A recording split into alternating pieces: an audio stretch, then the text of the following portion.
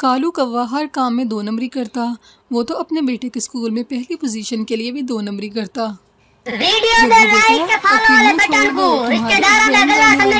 तुम्हें चिड़िया के बेटे कुकू से ज्यादा नंबर लेने हैं। इससे पहले कि जग्गू कुछ बोलता, उसके पिता कालू कौवा तुरंत बोलते हैं, इस बार मेरा बेटा स्कूल में पहली पोजीशन लेगा। मामा मैंने ब्रेकफास्ट कर लिया है, अब मैं स्कूल जाऊं? हाँ जग्गू बेटा जाओ। पर तुमने अपनी व्हील कार क्यों पास रखी है? इसे घर छोड़ कर जाओ। स्कूल में जाकर पढ़ोगे या इसके साथ खेलोगे? नहीं मामा, ये तो मैंने अपने दोस्तों को दिखाने के लिए लेके जानी है। चिड़िया भी अपने बेटे की पढ़ाई पर बहुत ध्यान देती। उसका बेटा पढ़ने में बहुत अच्छा था। वो अपना हर काम समय पर करता। आजकल तो वो अपने एग्ज़ाम्स की तैयारी के लिए सारी रात पढ़ता और खूब मेहनत कर रहा था। अरे जग्गू, आप यहाँ नदी पर क्यों बैठ के? आज क्या स्कूल नहीं जाओगे? नहीं, आज मैं पूरा दिन अपनी व्हील कार से खेलूँगा। मेरे पापा कहते हैं मैं पढ़ूँ या ना पढ़ूँ, मैं स्कूल में पहली पोजीशन लूँगा। ऐसा कैसे हो सकता है? अब आप बड़े हो गए हो और अब खिलौनों से खेलने के दिन बिल्कुल भी नहीं हैं। कुकू स्कूल चला जाता है। कुकू, आज जग्गू क्यों नहीं आया? टीचर जी, वो तो नदी पर बैठा खेल रहा था। ये जग्गू तो कोई काम का नहीं, जब देखो ये खेलता ही रहता है और एग्ज़ाम में फेल होगा, फिर पता चलेगा इसके मामा पापा को। ऐसे ही समय गुजर जाता है। आखिर वो दिन आ जाता है जब उनके एग्ज़ाम्स स्टार्ट हो जाते हैं। पापा, आज से मेरे एग्ज़ाम शुरू हो रहे हैं। मुझे तो कुछ आता ही नहीं, मैं कैसे पहली पोजीशन लूँगा? का काम मेरा है। जग्गू अपनी आंसर शीट लेकर बैठ जाता है और क्वेश्चन पेपर को बार बार पढ़ता है। कालू कौवा कुछ चावल लेकर स्कूल के प्रिंसिपल के पास जाता है। वो भी कालू कौवे की तरह लालची था। तो पहली पोजीशन पे लाना है तुम्हारे बेटे जग्गू कौवे को। जी सर जी, देख लें, मैं रिश्वत पूरी लेकर आया हूँ। ठीक है, तुम जाओ, तुम्हारे बेटे की फर्स्ट पोजीशन ही आएगी। मेरी मिठाई बाकी रह गई, वो भी आते जाते दे जाना। रिज़ल्ट अनाउंस होने का दिन आ जाता है। इस बार हमारे स्कूल में फर्स्ट पोजीशन ली है जग्गू कौवे ने। ऐसा कैसे हो सकता है? जग्गू तो कभी स्कूल भी नहीं आया था। घर जाकर कुकू रोने लग जाता है। चुप कर जाओ बेटा, जग्गू के पापा कालू कौवे ने किसी को रिश्वत दी है। मुझे कालू कौवे का पता है। गोरी कौवी पूरे जंगल में मिठाई बांटती है। ये लो चिड़िया, मिठाई खाओ। मेरे बेटे ने पूरे जंगल में हमारा नाम रोशन किया है। पढ़ाई मुकम्मल करने के बाद पहला काम होता है जॉब। फिर कुकू और जग्गू जॉब ढूंढने जाते हैं। वो एक पुलिस ऑफिस में जाते हैं। वहाँ एक पुलिस ऑफिसर उनका टेस्ट लेता है। जग्गू, तुम बताओ, अगर हम कहीं से भोजन तलाश करना है तो हम कैसे करेंगे? आहा सर जी, इतना आसान काम है। रात को जब सब सो जाएं तो किसी भी पक्षी के घर जाओ और भोजन चुरा लाओ। लेकिन कुकू इसका बिल्कुल ठीक जवाब देता है। कुकू टेस्ट पास कर लेता है और इसे नौकरी मिल जाती है और जग्गू फेल हो जाता है। कालू जी, क्या फ़ायदा जग्गू को स्कूल में पहली पोजीशन दिलाने का? अब जब वो जॉब के लिए गया तो वो फेल होकर आ गया। हाँ गोरी, अब मुझे पता चला कि रिश्वत देकर फर्स्ट पोजीशन लेने का कोई फ़ायदा नहीं। दूसरी तरफ चिड़िया बहुत खुश थी क्योंकि उसका बेटा पुलिस ऑफिसर हो गया था। उसने अपने बेटे को ढेरों दुआएं दी और खुशी खुशी अपने बेटे के साथ रहने लगी। एक जंगल में एक मीनू चिड़िया रहती थी। मीनू चिड़िया एक पेड़ पर बैठी जंगल के मौसम के मज़े ले रही थी। अरे वाह, कितना प्यारा मौसम है। हर तरफ हरियाली ही हरियाली है और ये हवाएं कितनी ज़्यादा अच्छी हैं। अरे मीनू चिड़िया, तुम यहाँ अकेले बैठी क्या कर रही हो? अरे कुछ नहीं बादल भैया, बस मैं ठंडी हवाओं और बादलों का मज़ा ले रही हूँ। परंतु मीनू चिड़िया, ये मौसम ज़्यादा देर अच्छे रहने वाला नहीं है, इसलिए मैं तुम्हें एक खबर देने आया था। बादल भैया, का मौसम खराब होने वाला है क्या? अरे हाँ मीनू चिड़िया, कल इस जंगल में बहुत ज़्यादा काले काले और घने बादल आएंगे और इस जंगल में बहुत ज़्यादा बारिश बरसाएंगे। इसलिए तुम तमाम पक्षियों के घर जाओ और उनसे कहो अपने घरों को मजबूत कर लें। आपका बहुत बहुत शुक्रिया बादल भैया, आपने मुझे ये खबर दी। मैं तमाम पक्षियों के घर जाकर इन्हें बता दूंगी। फिर मीनू चिड़िया को खबर सुनाने के बाद बादल वहाँ से चला जाता है। मीनू चिड़िया भी तमाम पक्षियों के घर खबर देने चली जाती है। सबसे पहले मीनू चिड़िया एक तोते के घर जाती है और उससे कहती है, अरे तोते भैया, आपको पता है कल हमारे जंगल में ज़ोरों की बारिश आने वाली है, इसलिए मैं आपको बताने आई हूँ कि आप अपने घर को मजबूत कर लें। अरे मीनू चिड़िया, तुम्हारा बहुत बहुत शुक्रिया, पर अंतु तुम देखो तो मैंने अपना घर पहले ही मजबूत कर लिया है। अरे वाह तोते भैया, आप तो बहुत होशियार हैं। फिर मीनू चिड़िया तोते के घर से निकल जाती है और कुछ ही देर में एक कबूतर के घर पहुंचती है। अरे वाह मीनू चिड़िया, आज हमारे घर का चक्कर कैसे लगा लिया। अरे कबूतर भाई, बात ही कुछ ऐसी है। मैं दरअसल आपको बताने आई हूँ कि कल हमारे जंगल में बहुत ज़्यादा बारिश होगी, इसलिए आप अपने घर को मजबूती से बना लीजिए ताकि बारिश की वजह से आपका घर कहीं बह ना जाए। तुम्हारा बहुत शुक्रिया मीनू चिड़िया, तुमने आज ही बता दिया। अब मैं अपना घर मजबूत कर लूँगा। फिर मीनू चिड़िया कबूतर के घर से निकलती है, तभी उसे डाली पर बैठा एक कौवा दिखाई देता है। फिर मीनू चिड़िया कौवे के पास जाकर बैठ जाती है और उसे समझाने लगती है, कौवे भैया, आप यहाँ कैसे बैठे हैं? आपको पता है कल हमारे जंगल में बहुत ज़्यादा बारिश होने वाली है। आपने तो कोई अपना मजबूत घर भी नहीं बनाया, आपको तो बहुत दिक्कत हो सकती है। अरे मीनू चिड़िया, तुम खुद को बहुत ज़्यादा होशियार समझती हो क्या? तुम जो भी झूठ सुनाओगी मैं मान लूँगा क्या? मीनू चिड़िया, मैं कोई छोटा बच्चा नहीं जो घर कोई आकर मुझे समझाए। मैं जानता हूँ मुझे क्या करना है। ठीक है कौवे भैया, मैं तो अपने घर जा रही हूँ, मेरा तो घर है। मैं तो आपको समझाने आई थी, आगे आपकी मर्ज़ी।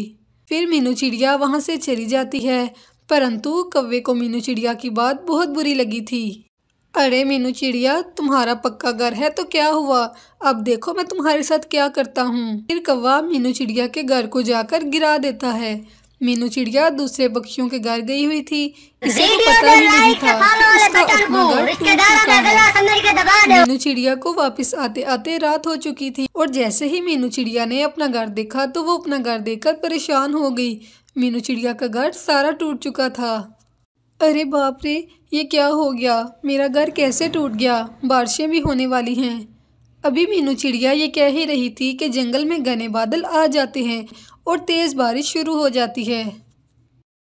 अरे अब मैं क्या करूं? मेरे पास तो कोई पक्का घर भी नहीं जहां मैं रह सकूं और इस बारिश से बच सकूं। मीनू चिड़िया बारिश में भीग रही थी, तभी उसकी नज़र उधर पड़े केलों और कुछ पत्तों पर पड़ती है। उन चीज़ों को देखकर मीनू चिड़िया के दिमाग में एक आइडिया आता है। फिर मीनू चिड़िया अपने दिमाग को इस्तेमाल करके उन पत्तों और केलों से अपना एक शानदार घर बना लेती है। मीनू चिड़िया अब इस तेज़ बारिश से बच सकती थी, परंतु कालू कौवा अपने घर की तरफ वापस जा रहा था। तभी एक काला बादल इस कौवे पर जोरों की बिजली गिरा देता है। वो बिजली इतनी जोरों की थी कि इस कालू कौवे की वहाँ मृत्यु हो जाती है। कालू कौवे को अपनी गलती की सज़ा मिल चुकी थी। प्यारे दोस्तों, इस कहानी से हमें सीख मिलती है कि हमें कभी भी किसी के साथ बुरा नहीं करना चाहिए, क्योंकि अंत में हमारे साथ भी बुरा हो सकता है। वो चिड़िया अपने ऊंचे घर में तिनकों के घोंसले में बैठी हुई थी, क्योंकि कुछ ही दिन पहले उसका पक्का लकड़ियों का घर तेज़ हवा से टूट गया था और अब उसके पास समय नहीं था कि वो अपना नया घर बना सके। पास ही एक कौवा और एक कौवी रहते थे, जिनका घर पक्का था और लकड़ियों से बना था। कालू जी, पूरे 4 बच्चे निकले हैं इस छोटी चिड़िया के अंडों से, और तुम्हें तो पता है वो चिड़िया आसपास का सारा दाना खा जाती है, और अब अगर उसके बच्चे बड़े हो गए तो फिर तो हमें भूखा ही मरना पड़ेगा, और मेरा जग्गू कैसे भूखा रहेगा। हाँ गौरी, मुझे भी यही चिंता खाए जा रही है। अब तो इस चिड़िया का कुछ करना ही होगा। मेरे पास एक उपाय है, तुम जग्गू का ध्यान रखना और मैं जाता हूँ चिड़िया के पास। और फिर कालू कौवा चिड़िया के पास जाता है। चिड़िया बहन, कैसी हो? क्या हो रहा है?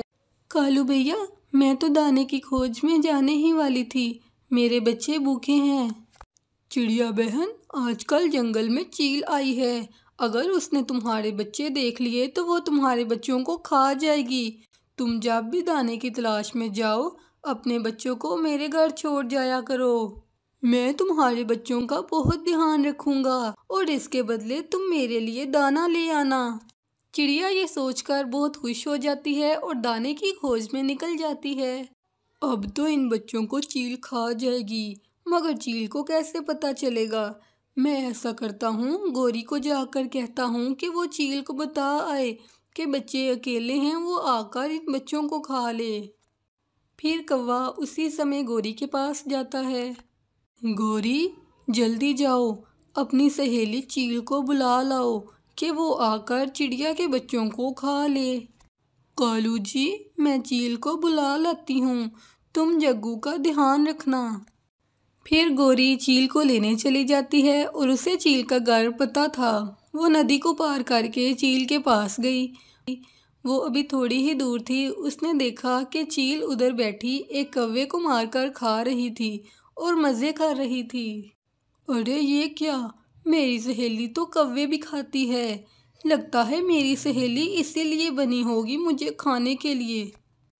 और फिर गोरी कौवी वहाँ से भाग जाती है। कालू जी, मेरी सहेली तो मुझे ही धोखा दे रही थी। मैं जब गई तो वो मेरे जाने तक एक कौवे को खा रही थी और मैं उसी वक्त वहाँ से भाग आई। गोरी कौवी, अब हम चिड़िया के बच्चों को कैसे मारेंगे? अगर इन बच्चों को हमने खुद मारा तो चिड़िया को पता चल जाएगा।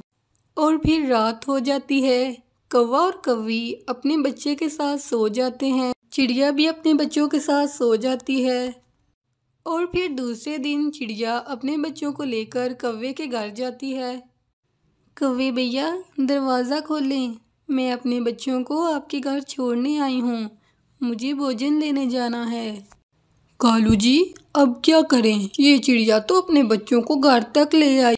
गोरी कौवी, एक बार इन बच्चों को अंदर तो आने दो, फिर हम देख लेंगे इन बच्चों का क्या करना है। फिर कालू दरवाज़ा खोलता है और चिड़िया घर के अंदर चली जाती है। कालू भैया, आप आए ही नहीं थे, मुझे देर हो रही थी, मैं इसलिए बच्चों को आपके घर ले आई।